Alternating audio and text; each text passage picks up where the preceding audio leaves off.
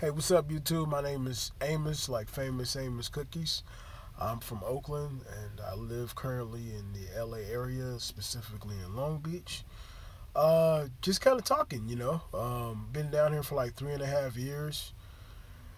I'm a people person, but I don't really know nobody down here. And yeah, so I'll talk to y'all. So I'm a father. I have two kids. One lives in Northern California, one lives in SoCal, and I'm married as well. Been married for about 3.5 years now, and yeah, all my family and all my friends is up north. I used to live in Atlanta for a while, and now I got things going on in my life to where like I want to add friends, but like I never been married before, and I'm a very outgoing person. But like being married, I don't feel comfortable just bringing anybody, especially like around my daughter. You know what I'm saying? So it's just different, man. And then like living in LA and just trying to keep up with the cost of it's cheaper than the Bay Area though. But, keeping up with the cost of living and all that, it's like you really I guess and nobody's really like kicking it like back in the day, I guess. You know what I'm saying? So I just try to, you know, still try to work out when I can. Still a big boy on my journey. I used to be a 400 pounder and got down to 280. I used to jog. I did that jogging, doing marathons and stuff. And if anybody got tips, on how to get back in shape, it was just still that's kind of big to be jogging, man. But people was calling me skinny at 280, and I mean I'm only 5'8", so I'm not really like the tallest guy in the world. But yeah, so I've been hitting the gym steady for years, just not really seeing. Now I guess I've been inconsistent. Now I'm more focused on diet more than anything. I did a lot of weight training, uh, so I got a little bit more bulk and size definitely. Um, but yeah, it's like my plateau. I mean, to be honest, if we're being honest, my plateau, my weight is like steady at like 330. It loves 330. I don't know why. Now, and sometimes it fluctuate down to 310, 300, but like, you know what I mean? 280, 270. Like I said, my ribs start showing at 270, um, which was kind of weird. Um, you know, and yeah, that's because like I said, I love to lift. And if anybody any like I was thinking about too, like maybe getting back into jogging, maybe signing. That's what I did. And I was single though back then, and I signed up for a marathon thing. I was a real estate agent. Now I'm a truck driver. I'm still a real estate agent. Got my license. Uh, just never. I haven't used it in a while. I signed up for a real estate service, joined NAR or whatever.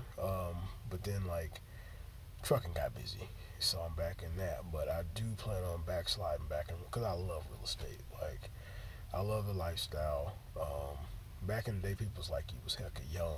You know what I mean? So I had those kind of people. Like, oh, you don't know nothing. Then I went through the recession. The recession. A lot of times people got out of real estate during the recession because the commissions got a lot lower.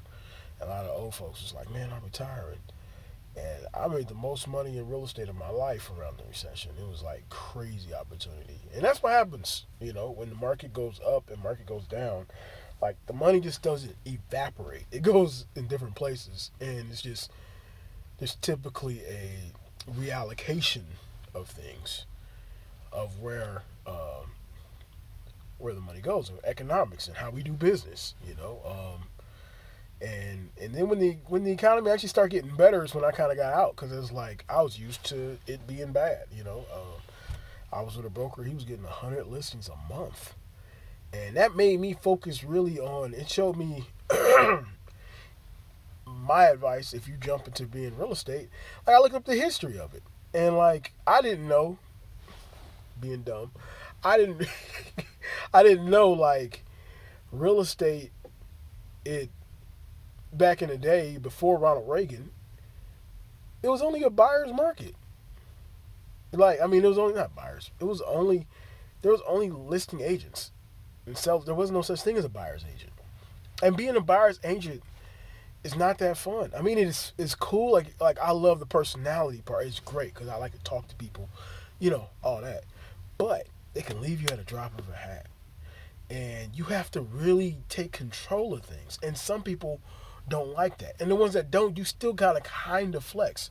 But there's certain things that you cannot flex on, or else the deal's gonna fall through.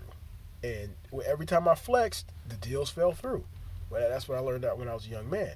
And then when by the time I closed the deal and all that, then I have brokers that all of a sudden take a vacation and don't want to cut you your check, and so I was like, man, my next check gonna be in my name, and that's when I really kind of got out of the real estate game because I was like, man, this is irritating me. But anyway, like back on track as far as the history of real estate, like there's only listing agents. If you like working with buyers, get a listing.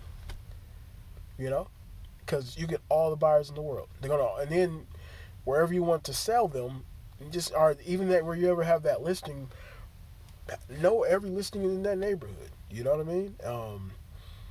And I just remember being young and wanting to hustle, didn't even know how. Like I thought, oh, being up early and getting up at 3, 4 in the morning and just coming to the office was hustling, and it wasn't. And I had brokers and stuff, and people tell me like, nah, real hustling was I was going to this time I was in Oakland. I was going to deep East Oakland into the hoods, knocking on doors. I see a house that looked a little distressed. I see a car for sale, things like that. You go knock on the door and hey, you the owner? You think about selling? You thought about listing? Or I see a for sale, a classic one is the for sale by owners, and a lot of times, they need help. They don't really know. They just trying to get a deal, and so, and at that time, I had a broker that would never let you give a deal, like ever, because they set the price. Now I'm sure he was giving out deals, but I couldn't because I'm a percentage of a percentage. Like, come on, But that said, they're just trying to save some money, but they need a little bit of help because there's a lot of like really being a real estate agent. We're just taking on a lot of liability. Like, this place burned down, they're gonna sue me. Yeah, they got all kinds of insurance and stuff, but if it gets really bad, they can come after us. So that's the game when it comes to real estate. And but yeah, like what got me kind of out of it was like, man, like at one point I just had brokers taking my check and like then we're gonna take I just gave you a $20,000 check. I'm taking vacation, bruh. What about my cut? So that kind of got me out of that. And trucking was funny. Like, an ex got me into trucking. She was like, we was in real estate, was making pretty good money. She was, man, the girl was, she was like, she knew how to, she was book smart, like, very analytical person. Like, she, for fun, was playing Sudoku and puzzles. And, I just gave her a little puzzle and she good. You feel me? But, like, she knew, office administration and stuff and things like that. And I was always trying to get married. Heck of young. I was raised different, y'all. So like by 18, I was trying to get married. By 25, I was really trying to get married. I was like, man, by 25, I wanted to be married, have kids, have a house, all this stuff. So anyway, I thought 30s was old. They still is old, to be honest. It is. So, but I thought it was like knocking on death's door type old. That's not quite, I'm 36, by the way. So, but 36 is 36. Like, you feel different. But anyway, so she, yeah, like she knew we did pretty good. The money would be good. It'd be steady. I was tricking off like crazy, because I get a big check and you think the whole check is yours. That's another thing. Those big checks, the whole check ain't yours, yo. Like, you got to pay your taxes. You got to put money away for future business. And then, people don't tell you where to put your money at to get more money. I thought investing in my business was getting computers and stuff, So anyway, I'm like, yo, let's get married. And she's like, nah, you don't make enough. And, mind you, and this was back in like '06. I'm a young man. And I did like 70 grand that year. So I'm like, but she's like, it's not consistent enough. And she was smart. Smart girl. I give it to her. She was right. And she's like, you should become a truck driver. So then, like, I had a friend of mine that had a trucking, there was some kind of trucking grant. My boy Darren, Darren's a cool dude, and now anybody know me know I'm a lifetime Oakland Raider. I got the hard hat right here, like till I die. East Oakland Raiders. When they go to Vegas, I don't know, but I'm an East Oakland Raider. You feel me? And so, but them Santa Clara 49ers, man, they hooked me up with there was like a grant from Santa Clara, and it was sponsored by like some of the people on 49ers. I think that's what they were saying. And they gave me a grant. And the community grant, helped pay for my trucking school. No, they paid the whole thing actually. And that got me into trucking. And I sat on it. I got it in like in 06, maybe like '08. And I just sat on it for hella long until like until about 2012 is when I really started using it, like steadily. You know what I mean? And then like I ended up moving out to Atlanta for a while. I was trucking out there. And that's one thing. Another lesson. Whole another story about trucking out of state. Like when you switch states, you got to take all the tests over. Not the drive test, but you got to take all the written tests over again. And then when I moved back to California, they made me take all the written tests all over. I did it all in one day because I know this stuff. And then like, you get the apps and you just like be testing like crazy. And, and then like air brakes and stuff. It's like for instance, like that's a tough one. If you got anybody out there with like Class B, trying to get the air brakes, like my sister, she's trying to get her. I told her like air brakes is really, it's not that hard. It's just you gotta. For me, it's like coupling when it came to doubles too. Coupling, like it sounds more complicated than it is. It's just you have to kind of do it. For me, I know. There's some people are have brilliant minds where you could just tell them it and they just can like it breaks down like a diagram in their head. But for me, it's like when I physically touch it and I do it one time, then I can see it. I can backwards and forward it like, oh okay, boom boom boom boom boom. So then now like when I go into those are matter of fact, probably the hardest part of the test for me is just the regular Class C test, which I get it, but and so yeah, you know what I mean.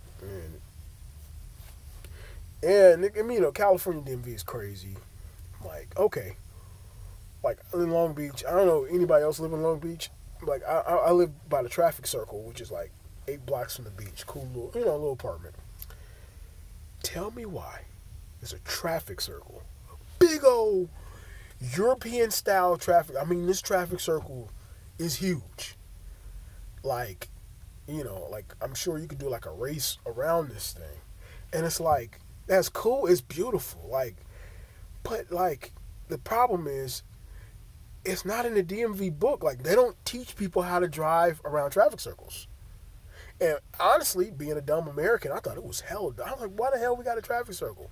But then I looked it up, and I started looking at like some of the ones they have in Europe, and it's brilliant. It's actually one of the safest things because like it stops a lot of forward collisions, and the collisions are most likely going to be sideways. You just have to, there's a way to enter, there's a way to communicate. And a lot of people, but the problem is, it's like dropping the Autobahns in the middle of like LA. Like nobody, it would be death. Like, you know what I mean? Like we don't know how to drive. Like you got to at least teach us. You know what I mean? Same thing with these trucks. Like now, I used to always say this. I'm like, man, how come when I go to the DMV, why they don't teach people how to, in California, specifically in California, other states I think teach people how to drive around trucks. Cali, we don't teach people how to drive around big rigs. There's no signs. Like I remember I went to, I think it was Utah. They got signs. Stay away from my blind side. We can't see you. We have blind sides. If you can't see me, I can't see you. They had that on the road. They had tickets. If you rode on the wrong side of a rig, you could get a ticket. California? No. And so like, is it in the DMV paper? Is it in the pamphlet or whatever when they're trying to teach people? Nope. So I'm like, why aren't they teaching people this? So this is, and this is at the regular DMV. I go to the regular DMV. Now I'm looking up on the boards, and the boards got like advertisement and all this stuff. You know what I'm saying? But they ain't teaching people about driving. So then I go to the commercial DMV like a couple weeks ago. No, about 2 months ago. Went to the commercial DMV. And guess what I saw? On the commercial DMV, where only truck drivers go, they're teaching truck drivers how to avoid the blind spots. So there's a diagram up on the wall of a car, not a truck, a car, and saying, don't drive in the blind spot of trucks, which is great advice. But we're truckers. We already know this. Why don't they put this in the regular DMV? Maybe they're unrolling it and I just haven't been to the regular DMV in a while. But I asked that question for years. And maybe that, guess what? I'm probably behind. But that irritated the hell out of me. I'm like, why are you teaching us when you should be teaching them? You know what I mean? And like, we have blind spots. Another thing, when you drive around a rig, I remember one person liked, oh yeah, I like to drive, like hang out with the rigs because y'all know how to drive. No, stay away from us because you can brake so much faster than we can. Like, go ahead, cut me off and speed off. I love it because I'm like, I'm taking my time. I can't stop like you. I can't maneuver like you. Just stay away, and that's what's safe for everybody. You know what I mean? Now, there's a lot of dumb truckers out here, and hell, I mean, I've probably been some of them. So, but there's a lot of I think it's not even, I don't even like calling people dumb. Like that's negative energy. What I'm saying is we got to educate people, and truckers too. Like there's a lot of truckers under stress, and everything you have in your house comes from a truck. You know what I mean? So I mean, I think California, they don't necessarily respect truckers, and I get it. We're big and cumbersome and tear up roads, whatever. But I mean, I'm sorry, I'm just hauling your fuel, or I'm hauling your Adidas, or I'm hauling that iPhone you got, or that Android you got, or whatever. So like, anyway, that's my rant about trucking. And I don't even love trucking. Like, I mean, trucking for me is an ends to a means, or means to an ends, or whatever. Like I said, I'm looking one day to jump back into real estate. I don't know how. I maintain my license, and yeah, like that's what I like to do. It's LA is super competitive too. These realtors out here, boy. I mean, even the Bay was, and the cost of living down here is crazy. And I mean, and the cool thing is too is like back in the day, like I don't know if it was my generation or where I was from, there wasn't a lot of people that could buy a house, that I knew in my immediate circle. I mean, maybe I knew all the broke people. I mean, my parents knew a heck of people that always was buying and selling, but I didn't. And I think, like, now I think I'm probably getting into the sweet spot where, like, my generation is starting to buy homes, but nobody knows I'm a realtor. So, like, that's where I probably need to, like, eventually make some career moves, some career decisions, and come up with a good game plan. And, I don't think I know it all. I'm always trying to learn, you know what I'm saying? And yeah. So, anyway, my name's Famous Amos, and I'm just reaching out to the great yonder. And, yeah, I would try to post a little more, maybe with my daughter and stuff like that. And I'm into music. I want to buy me a nice piano, and I would just like to go live on my piano and that's just me. Sit back with some Chardonnay or something and just fiddle with the piano all day and make beats. And yeah, that's me all day. You know what I'm saying? And I bought a PlayStation and returned that sucker because I'm just not a PlayStation guy. Like I'm really trying to be into this health kick. It's hard to be a healthy and a trucker. I mean, thank God I'm local, but still, we work in 10-hour brackets and stuff. And but there's no excuse really. So you got kids, and then it's like, man, when I'm gonna have time? Like, you have responsibilities at home. It's just a lot. So anybody with advice, I'm all open. So anyway, holla at y'all. Peace.